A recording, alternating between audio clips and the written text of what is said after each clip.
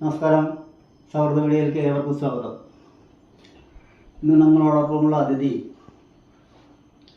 രാഷ്ട്രഭാഷാ അധ്യാപകൻ, കവി, സാഹിത്യകാരൻ, എഴുത്തുകാരൻ, നാടകപ്രവർത്തകൻ, സർവോപരി ആചാര്യനുമായ സർവശ്രീ സോമൻ മാസ്റ്റർ ചെമ്പേത്താണ്.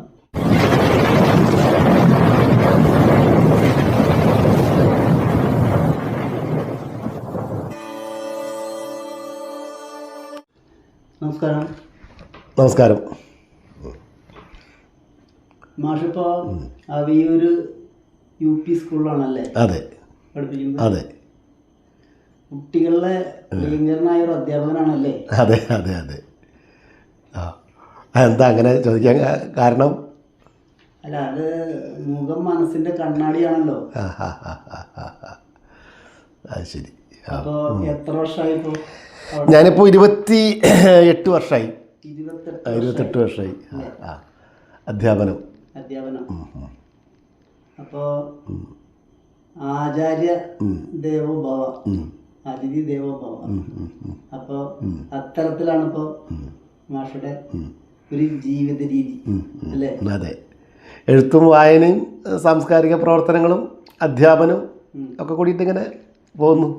അപ്പൊ ഈ അധ്യാപനം കഴിഞ്ഞിട്ടല്ലേ മാഷിപ്പോ ഇതിനൊക്കെ സമയം? അതെ അതെ അതെ. സ്കൂൾ വിട്ടു വന്നാൽ കുറച്ചു നേരം വായിക്കും, എഴുതും. പിന്നെ ശനി ഞായർ ദിവസങ്ങളിൽ സാംസ്കാരിക പരിപാടികളുണ്ടാവും. പുസ്തക ചർച്ചയുണ്ട്. ഞങ്ങളുടെ ഇവിടെ ചങ്ങരകുളത്തെ സാംസ്കാരിക സമിതി ഗ്രന്ഥശാലയുടെ ആഭിമുഖ്യത്തിൽ മാസത്തിലൊരു 1-2 പുസ്തകങ്ങളെ കുറിച്ചിട്ടുള്ളൊരു ചർച്ച ഉണ്ട്. അതിൻ്റെ ആമുഖ പ്രഭാഷണം ഞാനാണ് നിർവഹിക്കുന്നത്. പിന്നെ ഇപ്പോൾ അടുത്ത മാസം എൻ്റെ ഒരു പുതിയ കഥാസമാഹാരം പുറത്തിറങ്ങും. മകൻ മഴയത്ത് നിൽക്കുന്നുണ്ട് എന്നാണ് ആ കഥാസമാഹാരത്തിൻ്റെ പേര്, ശീർഷകം. പിന്നെ ഇതിനു മുമ്പ് ഒരു 5-6 കഥാസമാഹാരങ്ങൾ ഇറങ്ങി. ഒരു നാടക സമാഹാരം പ്രസിദ്ധീകരിച്ചിട്ടുണ്ട്. ഫൂളിഷ് ഗെയിം എന്നാണ് ആ നാടക സമാഹാരത്തിൻ്റെ പേര്. Foolish game. അപ്പൊ ഇദ്ദേഹം നാടകരംഗത്തുള്ള കാര്യം ഞാനിപ്പോ അടുത്താണ് പറഞ്ഞത്. മറ്റു മേഖലകളിലുള്ള കാര്യം മാത്രമേ എനിക്കറിയില്ല. അപ്പൊ നാട്ടിലെ ചെറുപ്പക്കാർ നാടകങ്ങൾ എൻ്റെ നാടകം കളിക്കുന്നുണ്ട്. നമ്മുടെ കാഞ്ഞൂർ ക്ഷേത്രോത്സവത്തിന് ഞാൻ എഴുതി കൊടുത്ത സപ്തതി എന്ന നാടകം എടുത്ത ചെറുപ്പക്കാർ കളിച്ചു. ഇനിയിപ്പോൾ ഈ വരുന്ന ഉത്സവത്തിന് മാർച്ച് മാസത്തിൽ അവർ നാടകം ഞാൻ എഴുതി കൊടുത്ത ചന്ദനക്കാവ് എന്ന് പറഞ്ഞൊരു നാടകം അവർ റിഹേഴ്സൽ ചെയ്തുകൊണ്ടിരിക്കുകയാണ്. അപ്പോൾ അതിൻ്റെ ഒരു അരങ്ങേറ്റം ഉണ്ടാവും. അപ്പോൾ നാട്ടിലെ ചെറുപ്പക്കാർക്ക് അങ്ങനെ നാടകങ്ങൾ എഴുതി കൊടുക്കാറുണ്ട്.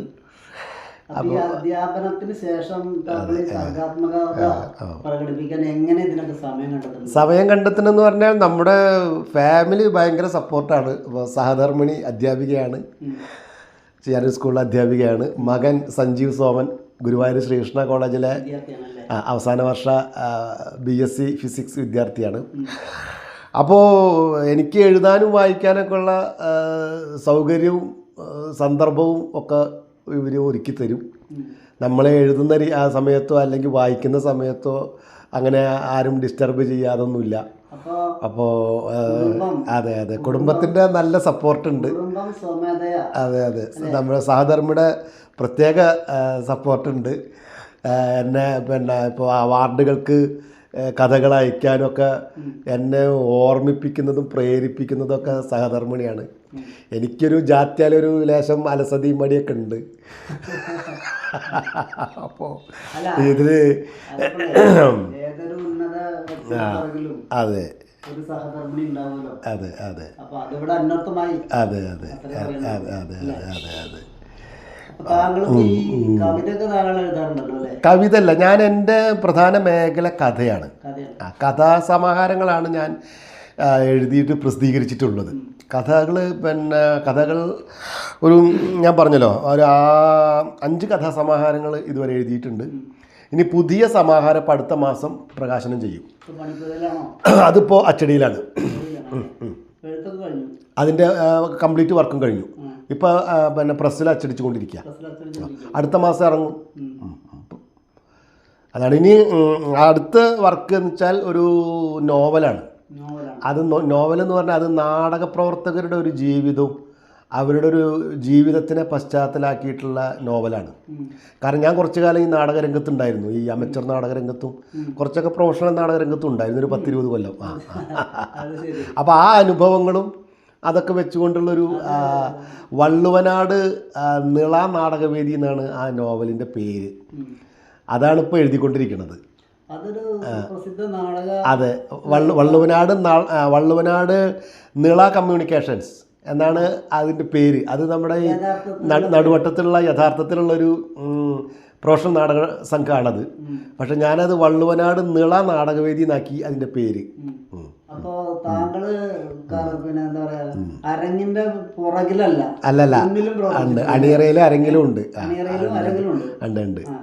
അപ്പോ അഭിനേതാവായിട്ടുണ്ടോ? ഉണ്ട്, തീർച്ചയായിട്ടും ഉണ്ട്. ഉണ്ട്, നിരവധി നാടകങ്ങളിൽ അഭിനയിച്ചിട്ടുണ്ട്. ദേശീയ അന്തർദേശീയ നാടകോത്സവങ്ങളിൽ അവതരിപ്പിച്ച കൂട്ടുകൃഷി എന്നുള്ള നാടകത്തിൽ ഞാൻ പിന്നെ അത് 97 ആദ്യത്തെ അവതരണം ഉണ്ടായി. അത് നമ്മുടെ ഇടശ്ശേരി ഗോവിന്ദൻ നായരുടെ നവതിയോടനുബന്ധിച്ചിട്ടാണ് അതിൻ്റെ അവതരണം നടത്തിയത്. അത് പൊന്നാനി AV ഹൈസ്കൂളിൽ വെച്ചിട്ടായിരുന്നു 97. അന്ന് ഇടശ്ശേരിയുടെ കൂട്ടുകൃഷിയിൽ ഞാൻ സുകുമാരനായിരുന്നു.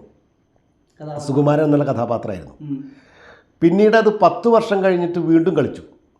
അപ്പം ഞാൻ ആ നാടകത്തിൽ ശ്രീധരൻ നായരായി, ഈ സുകുമാരൻ്റെ ജ്യേഷ്ഠൻ, വേഷപ്പകർച്ച. അപ്പം ആദ്യം നാടകം ചെയ്യുമ്പോൾ അനുജനായിരുന്നു, രണ്ടാമത് നാടകം സെറ്റ് ചെയ്തപ്പോൾ ജ്യേഷ്ഠനായി.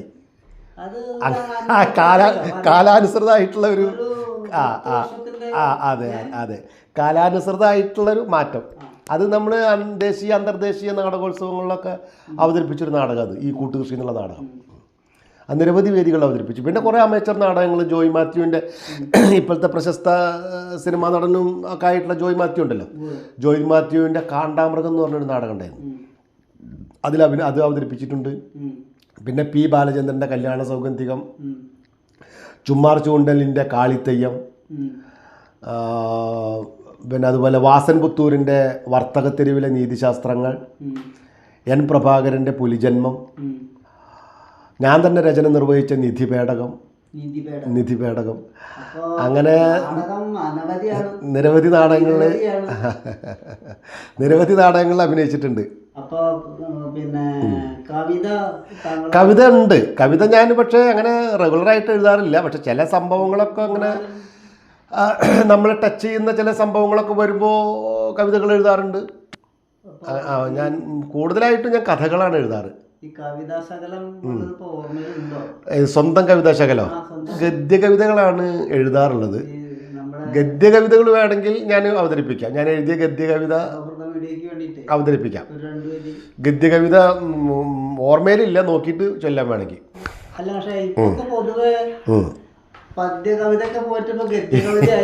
ഇപ്പോൾ അതിൻ്റെ ശൈലിയിൽ മാറ്റം വന്നു. ഗദ്യകവിതയും ഇപ്പം ഗദ്യകവിതകളാണ്. ഇപ്പം പദ്യകവിതകൾ ഇപ്പം അങ്ങനെ പൊതുവെ ഗദ്യകവിതകളാണ് നമ്മുടെ കവിതാരംഗത്ത് അവതരിപ്പിക്കപ്പെട്ടു വരുന്നത്. അപ്പോൾ ഞാനും ഇതുപോലെ അല്ല, ഗദ്യകവിതയ്ക്ക് അതിൻ്റേതായിട്ടുള്ള മേന്മകളുണ്ട്. മറ്റേത് നമുക്ക് സംഗീതാത്മകമായിട്ട് ചൊല്ലാം, താളം. അതെ വൃത്തൊക്കെ അതൊക്കെ ഇപ്പോൾ പിന്നെ അതൊക്കെ ഇപ്പോൾ അങ്ങനെ ഇല്ല. അതൊന്നും ഇപ്പം അങ്ങനെ വൃത്തത്തിൽ അധിഷ്ഠിതമായിട്ടല്ല കവിതകൾ എഴുതുന്നത്. ഗദ്യകവിത എന്ന് പറഞ്ഞാലേ നമ്മൾ ഒരു അതെ ആ ശൈലി അതൊക്കെ ഇപ്പോൾ കാലഹരണപ്പെട്ടു പോയി. ആ ഒരു ശൈലിയൊന്നും ഇപ്പോൾ ആരും കവിതയിൽ പുലർത്തുന്നില്ല. ഇപ്പം ഞാൻ ഉദാഹരണത്തിന് ഇപ്പോൾ ഒരു കവിത ചൊല്ലാം. ഗദ്യകവിതയുടെ ഒരു ശൈലി എങ്ങനെയാണെന്നുള്ളത് ഇപ്പോൾ ഇത് ചൊല്ലുമ്പോൾ ഏകദേശം മനസ്സിലാവും. അപ്പോൾ ഇത് വയനാട് മറ്റേ ഉരുൾപൊട്ടലുണ്ടായല്ലോ, ദുരന്തം. ആ ഉരുൾപൊട്ടൽ ദുരന്തത്തിനെ ആസ്പദമാക്കി എഴുതിയൊരു കവിതയാണിത്. കവിതയുടെ പേര് മുണ്ടക്കൈയിലേക്കുള്ള ലാസ്റ്റ് ബസ്. മുണ്ടക്കൈയിലേക്കുള്ള ലാസ്റ്റ് ബസ്. കൽപ്പറ്റ ഡിപ്പോന്ന് മുണ്ടക്കൈയിലേക്ക് ലാസ്റ്റ് ബസ് രാത്രി 8:30-ക്കാണ്. കൽപ്പറ്റ ഡിപ്പോന്ന് മുണ്ടക്കൈയിലേക്ക് ലാസ്റ്റ് ബസ് രാത്രി 8:30-ക്കാണ്. 9:45 മോൾ ഉറങ്ങുമ്പോഴേക്കും വീടെത്തും. 9:45 മോൾ ഉറങ്ങുമ്പോഴേക്കും വീടെത്തും. എന്നും ഒരു കൂട്ടൊക്കെ പറയാനും കാണിച്ചു തരാനും ഉണ്ടാവും മോൾക്ക്. എന്നും ഒരു കൂട്ടൊക്കെ പറയാനും കാണിച്ചു തരാനും ഉണ്ടാവും മോൾക്ക്. ഉറക്കം വന്നാലും ഉറങ്ങാതെ കാത്തിരിക്കും. 8 മണിക്ക് ഏതേലും കസ്റ്റമർ പീടികയിൽ വന്നാൽ കുടുങ്ങും. കുടുംബത്തോടെ വന്നാൽ കുടുങ്ങേമ കുടുങ്ങും. മുതലാളി പറയും, ദിനകര ഇന്നിനി പോണ്ട, മോളിൽ കിടന്നോ, നാളെ നേരത്തെ പീടിക തുറക്കാലോ. പോയിട്ട് കാര്യമില്ല, ലാസ്റ്റ് ബസ് പോയിട്ടുണ്ടാവും.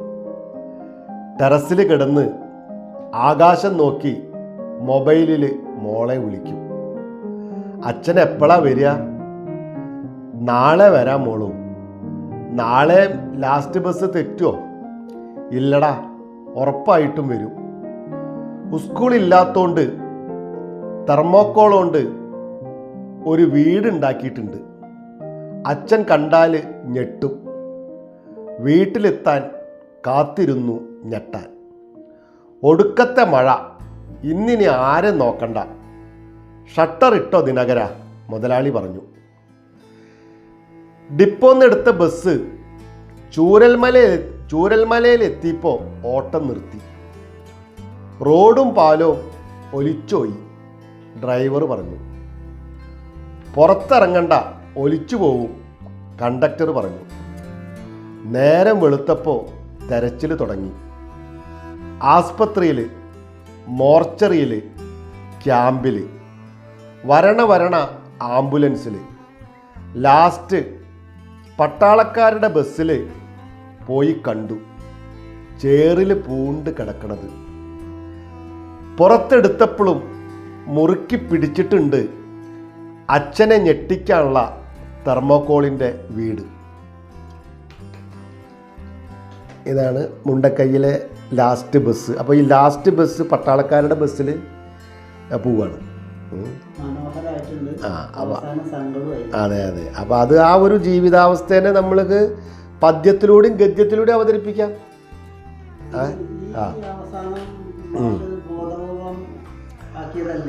ബോധപൂർവമല്ല, ഇത് യഥാർത്ഥ സംഭവമാണ്. അല്ല അല്ല അത് ഈ മറ്റേ മണ്ണിൽ പൂണ്ട് പോയല്ലോ. ചില ബോഡികൾ ഇതുവരെ കിട്ടിയിട്ടില്ലല്ലോ. അപ്പം അത് പിന്നെ സാങ്കല്പികമല്ല, ആ ഉരുൾപൊട്ടൽ യഥാർത്ഥത്തിൽ സംഭവിച്ചതാണല്ലോ. പല വീടുകളുടെ മുകളിലേക്ക് ഈ മണ്ണും വെള്ളം കൂടി കുത്തിയൊലിച്ച് വന്നിട്ട് മൊത്തം കാണാതായി പോയല്ലോ. അപ്പം അതിൻ്റെ ഒരു ഇതിൽ എഴുതിയൊരു കവിത. അതെ അതെ, എഴുതിയൊരു കവിതയാണത്. അപ്പം അങ്ങനെയാണ് ഒരു ഗദ്യ കവിതയുടെ ഒരു ശൈലി, അങ്ങനെയാണ് നമ്മൾ സ്വീകരിക്കുന്നത്.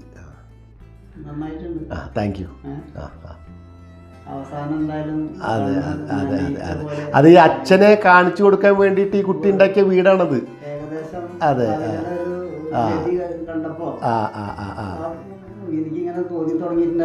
അല്ലേ, അങ്ങോട്ട് എത്തി.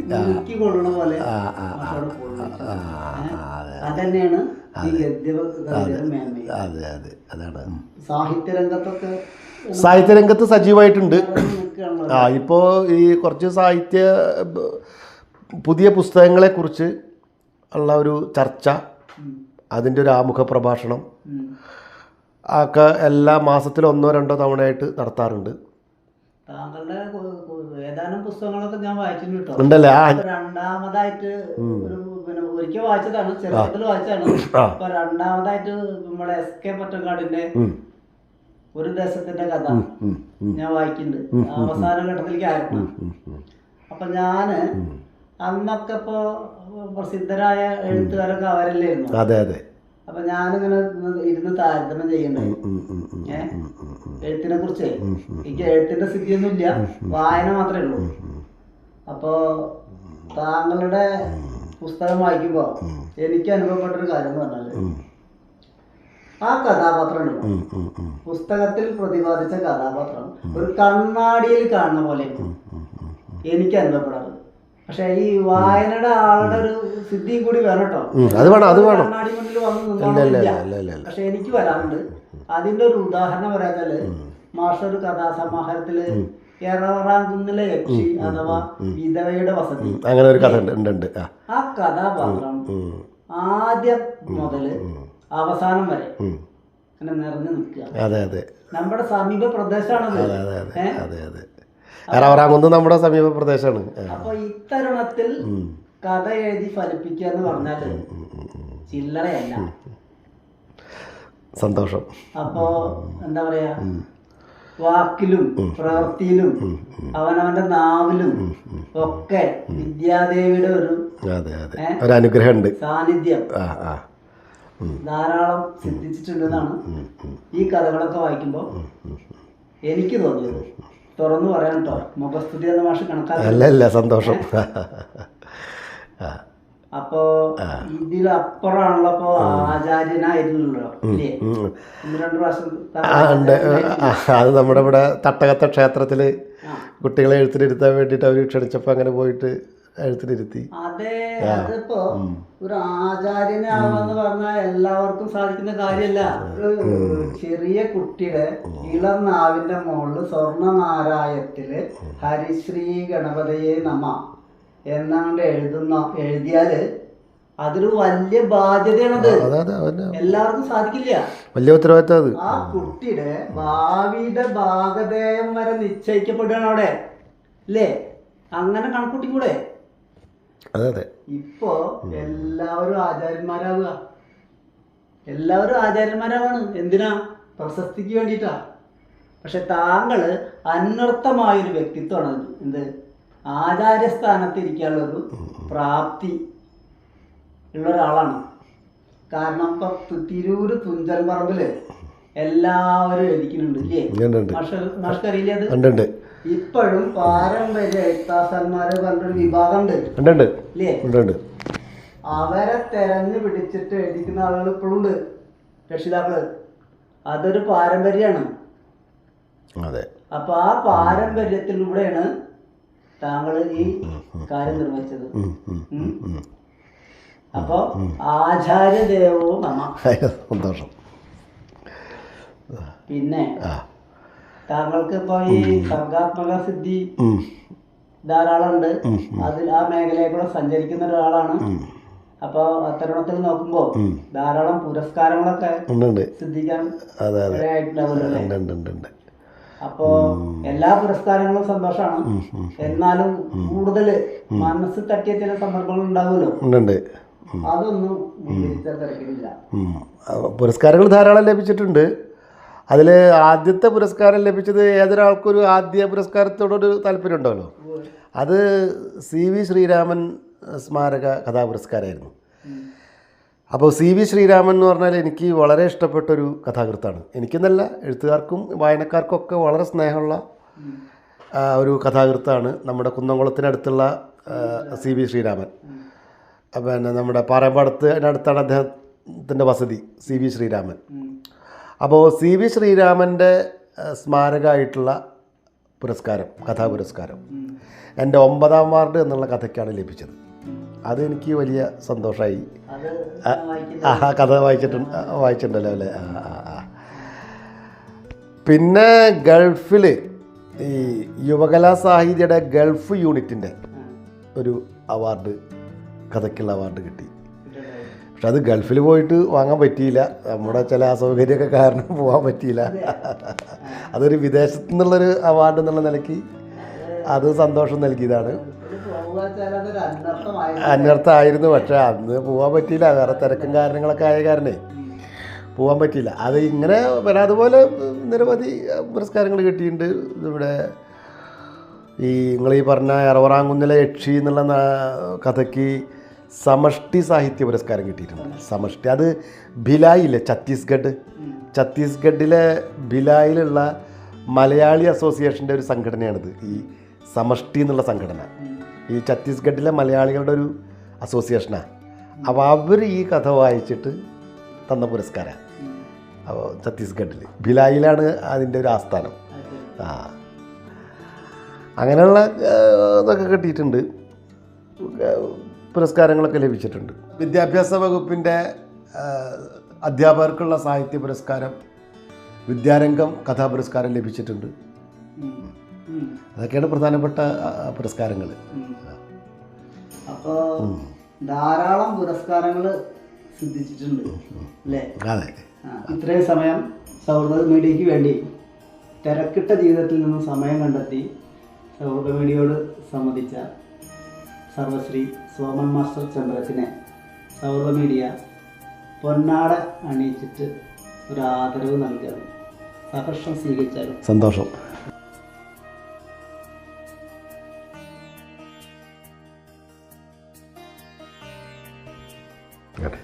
സന്തോഷം.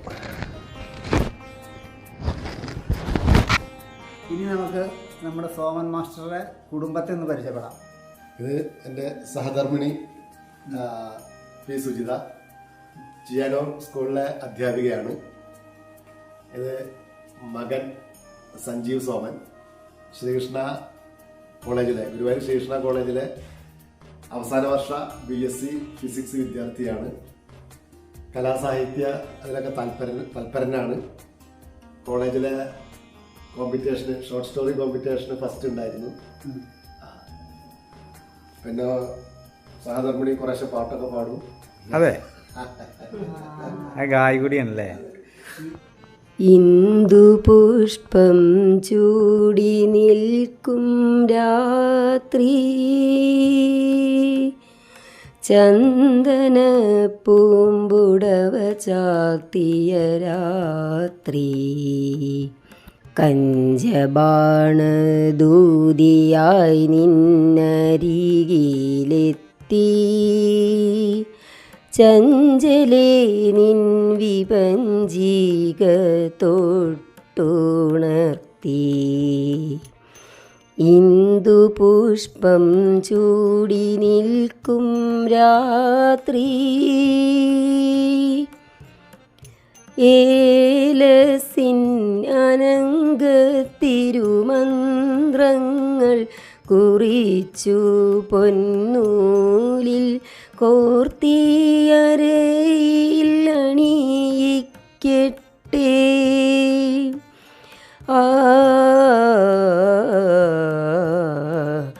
ഏലസിൻ അനങ്കത്തിരുമന്ത്രങ്ങൾ കുറിച്ചു പൊന്നൂലിൽ കോർത്തിയരയിൽ അണിയിക്കട്ടെ, മാമുനിയെ മാൻകിടാവായി മാറ്റും മന്ത്രം താമര കൺമുനകളാൽ പകർത്തി വച്ചു, ഇന്ദു പുഷ്പം ചൂടി നിൽക്കും രാത്രി, ചന്ദന പൂമ്പുടവ ചാർത്തിയ രാത്രി, ഏതൊരുഗ്രതപസ്വിക്കും പ്രാണങ്ങളിലാകെ കുളിരേകുന്നോരഗ്നിയായി നീ പടരൂ,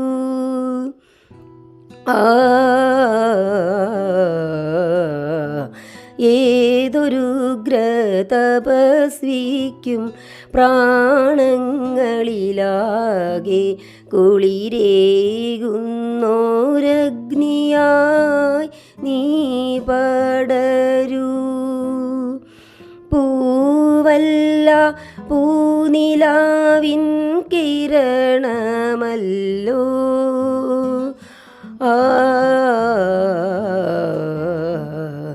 പൂവല്ല പൂനിലാവിൻ കിരണമല്ലോ, നിൻ തൂമിഴികളനങ്കൻ്റെ പ്രിയ ബാണങ്ങൾ, ഇന്ദു പുഷ്പം ചൂടി നിൽക്കും രാത്രി, ചന്ദന പൂമ്പുടവ ചാർത്തിയ രാത്രി. അപ്പോൾ ഒരു അനുഗ്രഹീത കുടുംബമായിട്ടാണ് സൗഹൃദ മീഡിയയ്ക്ക് ഇവിടെ വന്നപ്പോൾ തോന്നിയത്. മാസ്റ്റർ സഹധർമ്മിണി ഒരു വാദ്യഘോഷത്തിൻ്റെ അകമ്പടി ഇല്ലാതെയാണ് വളരെ മനോഹരമായിട്ട് ഒരു പാട്ട് പാടിയത്. നല്ലൊരു കഴിവായിട്ട് സൗഹൃദ മീഡിയ അതിനെ കാണുകയാണ്.